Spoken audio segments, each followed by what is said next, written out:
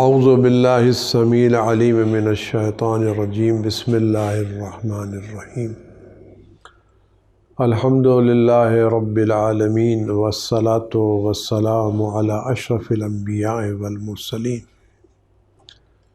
حبیب الہ العالمین سیدنا و نبینا ابی القاسم محمد وعلی آلہ الطیبین الطاہرین المعصومین المظلومین سیما علی بقیت اللہ فی العالمین وخاتم ائمۃ المعصومین الکہف الحصین وغیاث المستر المستکین ملجأ الہاربین وعصمت المعتصمین ارواحنا وارواح العالمین لتروا بمقدمہ فدا عجل اللہ تعالی فرجہ الشریف واللعنۃ الدائمۃ الباقیۃ علی اعدائہم وقتلتہم وغاصب حقوقہم اجمعین۔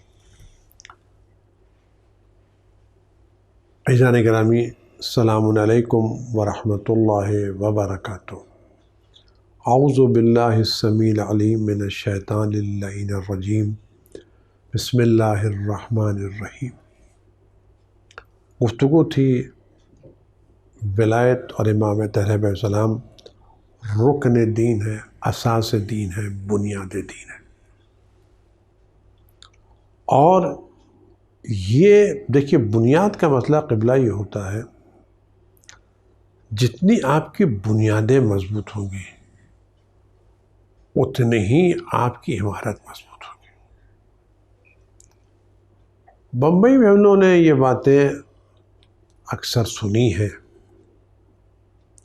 دیکھی ہیں، اخباروں میں آئی ہیں کہ ایک ذرا سی بارش ہوئی، ذرا سا زلزلہ آیا اور پوری 3 منزلہ اور 4 منزلہ عمارت ڈھا گئی، زمین بوس ہو گئی، منہدم ہو گئی، گر گئی۔ آخر کیوں گر گئی یہ عمارت؟ کہ اس کی بنیادیں کمزور تھی۔ دوسری بلڈنگ کیوں نہیں گری؟ وہاں بھی تو ویسے زلزلہ آیا تھا، ویسے ہی بارش ہوئی تھی، اس کو کیوں وہ متاثر ہے؟ کہ اس کی بنیادیں مضبوط تھی۔ یہ کیوں گر گئی؟ دیکھنے میں تو بڑی اچھی لگتی تھی، بڑا عمدہ کلر تھا، بہت ہی آرائش کی ہوئی تھی اس کے اندر، جو بغل والی تھی اس میں تو بہت اچھے کلر بھی نہیں تھے، بہت پرانی لگتی تھی، یہ تو دیکھنے میں بہت اچھی لگتی تھی، آنکھیں دیکھتے رہ جاتی تھی، کیوں گر گئی؟ کہا کہ اس کی بنیادیں کمزور تھی۔ لہٰذا اگر ہم چاہتے ہیں ہمارے عقائد کی بنیاد عمارت مضبوط ہو اور شکوک و شبہات کی آندھیوں سے، سوشل میڈیا کے اعتراضات سے، باقیہ باتوں سے چیزیں متاثر نہ ہو، تو ہمیں اس دین کی بنیادوں کو مضبوط کرنا چاہیے۔ اور یہ دین کی مضبوط بنیاد ولایت و امامت اہل بیت علیہ السلام۔ عرض کروں انشاءاللہ یہ ولایت ہمیں کیا دی جاتی ہے؟ امان بن تغلب امام جعفر صادق علیہ السلام کے معتبر ترین صحابی ہیں۔ انہوں نے امام صادق علیہ السلام سے، امام صادق علیہ اپنے والد امام محمد باقر علیہ السلام سے، اور امام محمد باقر علیہ السلام نے اپنے آبا و اجداد کے ذریعے روایت رسول خدا صلی اللہ علیہ وسلم سے نقل کی ہے۔ یہ بات آپ کے ذہن میں رہے کہ ہمارا جو بھی امام جو بھی حدیث بیان کرتا ہے، اگر وہ حدیث بیان کرتے وقت یہ کہیں رسول اللہ نے فرمایا تو بات ہے، کہ نبی فرمائے تب بھی حدیث امام حدیث رسول، حدیث رسول قول خدا بند متعال۔ ہمارے امام علیہ السلام جو حدیث بیان کرتے ہیں، یہ ان کا اپنا ذاتی نظریہ نہیں ہے، غور کریں، یہ شخصی نظر ہے۔ قول امام قول رسول قول رسول قول اللہ. یعنی اگر ہمارے پاس یہ بات ثابت ہو جائے یہ حدیث امام صادق علیہ السلام سے نقل ہوئی ہے تو اس حدیث کے ایک ایک حرف پر ایمان لانا ویسے ہی لازم و ضروری ہے جس طرح سے قرآن کریم کی ایک ایک حرف اور آیت پر لازم ہے. جو روایت ثابت ہو جائے یہ روایت امام نے فرمائی ہے اس کا ایک ایک حرف معتبر. کیوں؟ قول امام قول رسول اور قول رسول قول خدا ہے. حضرت جو روایت امام بیان فرما رہے ہیں یہ وہ ہے جو خدا کی مرضی ہے. البتہ لہجہ الگ ہے، انداز الگ ہے. تو امام فرماتے ہیں مجھ سے میرے والد بزرگوار امام محمد باقر السلام نے انہوں نے اپنے آبا اجداد رسول خدا صلی اللہ علیہ وسلم روایت نقل کی ہے. اب من اراد ان یحیی حیاتی، بہت عظیم روایت ہے ولایت کے بارے میں. پیغمبر اکرم کون؟ اشرف مخلوقات، اعظم مخلوقات، اول مخلوق پروردگار، سب سے اعلیٰ افضل تمام انبیاء میں، مرسلین میں، شہداء میں، صدیقین میں، ملائکہ مقربین میں، کروبین میں، جتنی بھی ما سوی اللہ ہے، جو بھی ما سوی اللہ ہے، ان سب ما سوی اللہ میں سب سے بڑا درجہ حضرت رسول خدا صلی اللہ علیہ وسلم کو حاصل ہے. تمام انبیاء و مرسلین میں. اور یہ درجہ تھا جس کی بنا پر شب معراج پیغمبر نے انبیاء کو نماز پڑھائی. انبیاء پیغمبر کے پیچھے کھڑے ہوئے ہیں. جہاں پیغمبر کے قدم مبارک تھے وہاں انبیاء کے نماز میں سر نظر آ رہے ہیں.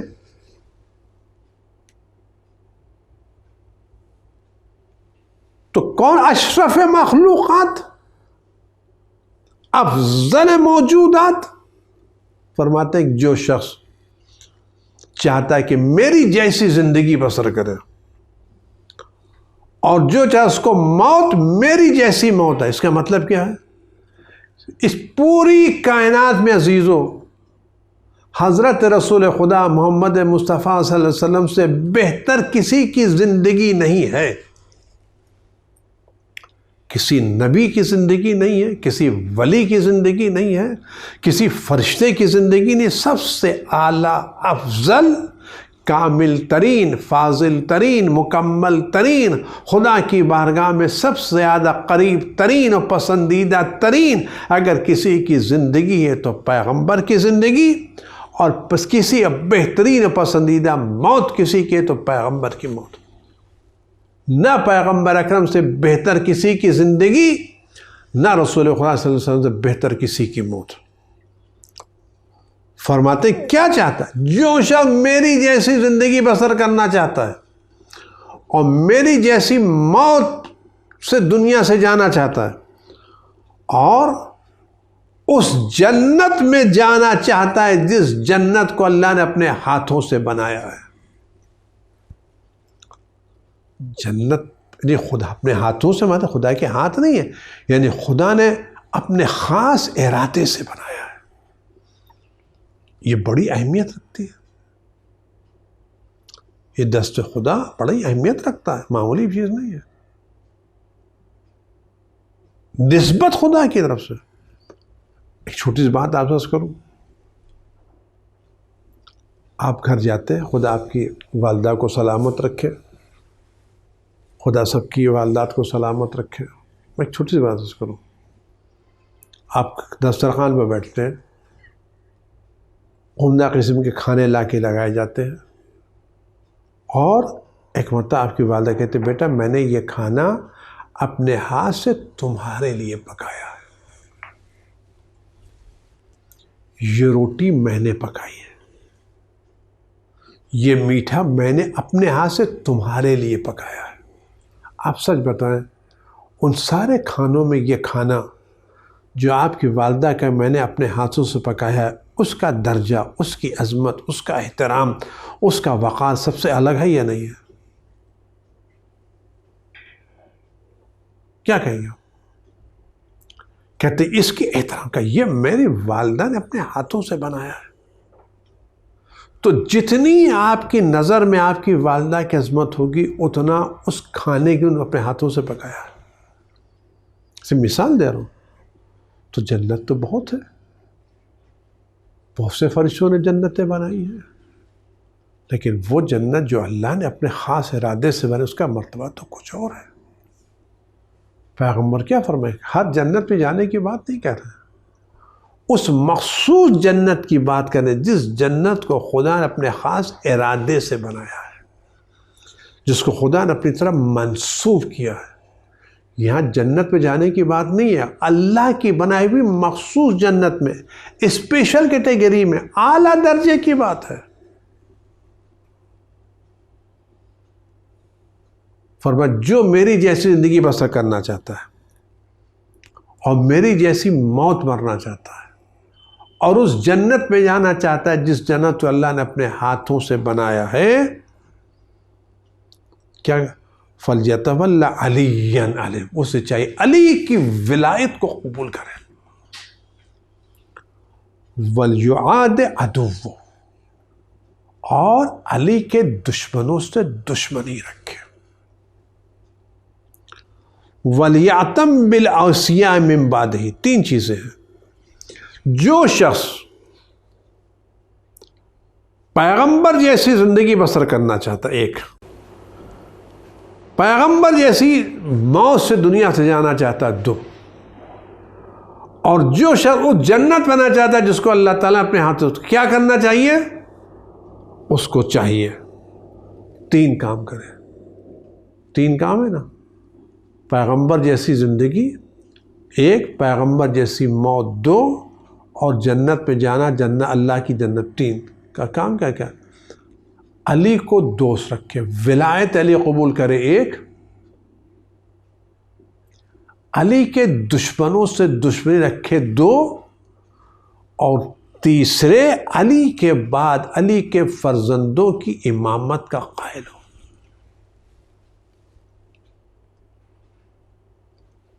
امامت اہل بیت کا قائل ہو. یہاں جو چیز ہو رہی، یعنی جس طرح سے علی علیہ السلام کی ولایت کو، اولویت کو، برتری کو، حاکمیت کو، امامت کو قبول کرنا ضروری ہے پیغمبر جیسی زندگی بسر کرنے کے لیے، اسی طرح سے علی علیہ السلام کے دشمنوں سے نفرت کرنا بھی ضروری ہے. دشمنی رکھنا.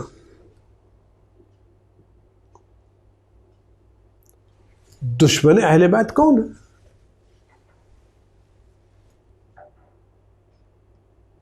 ایک بات میں آپ سے عرض کروں، شاید عرض کر چکا ہوں. اہل بیت کو ماننا، احترام کرنا ایک الگ مسئلہ ہے. اہل بیت کو اس طرح سے ماننا جس طرح سے خدا نے کہا وہ الگ مسئلہ ہے. میں مثالیں دے چکا ہوں، بار بار دے چکا ہوں. اہل بیت کو خدا نے ولی بنا کے پیش. ہر وہ شخص جو اہل بیت علیہ السلام کی محبت کا اظہار کرے، خلوص کا اظہار کرے، ان کا نام لے، سب کچھ نام لے، لیکن ان کو اللہ کا ولی نہ مانے، یہ کیا ہے؟ ایک شخص مثال دو. ایک آدمی کو آپ نے ایک اس کالج کا ذمہ دار بنایا. مینجمنٹ نے جس نے کالج بنایا تھا اس نے اس کالج کا ذمہ دار ایک شخص کو بنایا اور کہا اس کا پورا کام، پوری دیکھ ریکھ اس شخص کے ذمہ ہے. آپ نے اس کو منصب دیا، عہدہ دیا کہ یہ کالج شروع سے آخر تک کون چلائے گا؟ یہ شخص. اس شخص کو آپ نے لا کر کے کالج میں کرسی بٹھائی کہ سارا سب اس کے اختیار میں، سارے فیصلے یہ میری طرف سے، یہ کالج کا ذمہ دار یہ ہے، اس کے علاوہ کوئی دوسرا ذمہ دار نہیں. اب اگر کچھ لوگ اور آئیں اور سازش کر کے اس شخص کے لیے اس آفس سے جہاں سے اسکول چلتا ہے، کالج چلتا ہے، ایک بہت اچھا کمرہ بنا ہے، عمدہ کرسی لگا ہے، فرنیچر لگا ہے. اس شخص کو احترام کے ساتھ وہاں جا کے بٹھاتے ہیں. جو بھی اسکول کالج میں ہے اس کو لے کے آئے کہ یہ جناب، یہ جناب، یہ جناب، تصویر لگائیں، سارے لوگ احترام کریں، لیکن اس کو اسکول کے مینجمنٹ سے دور کر دیں، اسکول کی انتظامیہ سے دور کر دیں اور فیصلے اپنے منمانی کریں، اپنے مطابق کریں اور اس شخص کو دور کر دیں. آپ سچ بتائیں، یہ احترام ہے یا سازش کے تحت اس کے ساتھ دشمنی ہے؟ کیا ہے؟ آپ فیصلہ کریں. جس کو کالج بنانے والوں نے اسکول کا ذمہ دار قرار دیا تھا، صلاحیتوں کی بنیاد پر، فضائل کی بنیاد پر، کمالات کی بنیاد پر، بہترین چیزوں کی بنیاد کے اوپر بنایا تھا اس کو، اور سپورٹ کیا سارے کام اس کے. آپ نے کیا کیا؟ اس کو عزت احترام سے اٹھایا، ایک بڑے کمرے میں جا کے بٹھا دیا. آپ یہاں تشریف رکھیں، ہم آپ کو سلام کریں گے، جو باہر سے کوئی آتا ہے ہمارے سرپرستی ہیں، احترام کریں گے، کوئی توہین نہیں ہوگی، سارے کا. لیکن انتظامیہ میں وہ لوگ نہ رہے. اس کے ساتھ کیا آج لوگوں نے اہل بیت کے ساتھ کیا کیا؟ خدا نے اہل بیت کو امام بنایا تھا، حاکم بنایا تھا، سرپرست بنایا تھا، اس امت کا ذمہ دار بنایا تھا، اس امت کا امر و نہی اہل بیت کے حوالے کیا تھا. اگر آج ہم نے اہل بیت کو امت کے اس انتظامیہ سے ہٹا کر کے ایک جگہ پر رکھ دیا، احترام کر رہے ہیں، سب کچھ کر رہے ہیں، آیا واقعاً ہم صحیح کام کر رہے ہیں؟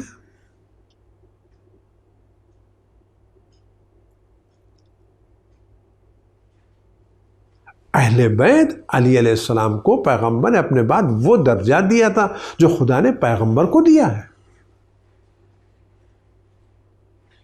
ہم کہاں جا رہے ہیں؟ تو جو لوگ یہ کام کریں انہوں نے اہل بیت سے کیا سلوک کیا ہے؟ جو لوگ حقیقت سے واقف نہیں ہیں، کیسا واقعی صاحب میں گیا، میں دیکھ رہے کیا احترام کرتے ہیں، کیا عزت ہے، کیا وقار ہے صاحب. ان کی سب ایک گھنٹی بجائے سب آ جاتے ہیں، احترام سے کھڑے رہتے ہیں. لیکن جو حقیقت جانتا ہے کیا کرتا ہے؟ یہ احترام نہیں ہے، یہ اپنے کالج کو اپنی منمانی چلانے کے لیے ان کو لا کے یہاں رکھا گیا ہے. لوگوں نے اسلام کو خدا کے راستے سے ہٹا کر کے اپنی منمانی کی خاطر اہل بیت کو درجہ دیا تاکہ لوگ اس احترام کے قائل ہوں اور اس پر متوجہ نہ ہو پائیں ہم نے اہل بیت کو یہاں ہٹا کر کے کتنا بڑا اسلام کا نقصان کیا ہے. فرماتے کون؟ اب آپ غور کریں کیا کہتے ہیں. کون اہل بیت؟ آتاہم اللہ، خدا نے ان اہل بیت کو میرا علم دیا ہے، فہمی میری سمجھ دی ہے، وہ اطرتی، یہ میری اطرت ہے، یہ میرے گوشت سے بنے ہیں، یہ میرے خون سے بنے ہیں. الی اللہ اشکو من امتی المنکرین علی فضلہم، میں خدا کی بارگاہ میں شکایت کروں گا اپنی امت کے ان لوگوں کی جو اہل بیت کے فضائل کا انکار کریں، القاتین فیہم صلتی، جو میرے رشتوں کے اس میں سے توڑ دیں. اور سے فرماتے ہیں قسم خدا کی، میرے بعد میری امت میرے بیٹے حسین کو شہید کرے گی، خدا ان کو میری شفاعت نصیب نہ کرے. آپ سچ بتائیں، اگر آج اہل بیت علیہ السلام کو نہ الگ کیا ہوتا تو کیا واقعہ کربلا ہوتا؟ تو ولایت کتنی اہم ہے. اگر علی علیہ السلام کی ولایت، ان کے دشمنوں سے برات اور اہل 12 امام اور بقیہ اماموں کی امامت کا جو قائل ہے، اس کو کیا ملے گا؟ پیغمبر اکرم صلی اللہ علیہ وسلم جیسی زندگی، رسول خدا صلی اللہ علیہ وسلم جیسی موت، اور اس جنت پہ داخلہ ملے گا جو اللہ نے اپنے ہاتھوں سے بنائی ہے. اسی طرح کی ایک روایت اور ہے جو پیغمبر نے فرمائی ہے کہ من حب ان یحیی حیاتاً وہ شخص جو چاہتا ہے انبیاء جیسی زندگی گزارے اور انبیاء جیسی موت اس کو آئے، اور جو چاہتا ہے شہیدوں جیسی موت چاہتا ہے، جو انبیاء جیسی زندگی بسر کرنا چاہتا ہے، جو انبیاء جیسی موت چاہتا ہے، جو شہداء جیسی موت چاہتا ہے، اور اس جنت بنانا چاہتا ہے جس کو اللہ نے اپنے ہاتھوں سے بنایا ہے، اس کو چاہیے کہ وہ علی کی ولایت کو قبول کرے اور علی کے دوستوں سے دوستی رکھے، اور علی علیہ السلام کے بعد جو امام ہیں ان 11 اماموں کی امامت کو تسلیم کرے، اس لیے کہ یہ میری اطرت ہے، میری طینت سے پیدا کیے، خدا نے ان کو میرا فہم، میرے علم دی ہے، میرا علم عطا کیا ہے، اور جہنم ہے، عذاب ہے ان میں امت کے ان لوگوں کے لیے جو ان کی مخالفت کریں، خدا ان کو میری شفاعت نصیب کرے۔ آپ غور کریں کہ جو پیغمبر فرمائے اہل بیت کو اہل بیت میرا خون ہے، اہل بیت میرا گوشت ہے، خدا ان کو علم دیا، ان کو فہم دیا، کیا مطلب ہے؟ فہم پیغمبر ہے تو کیا پیغمبر اکرم صلی اللہ علیہ وسلم کی زندگی میں کوئی شخص پیغمبر کو کنارے کر کے یہاں لے سکتا تھا؟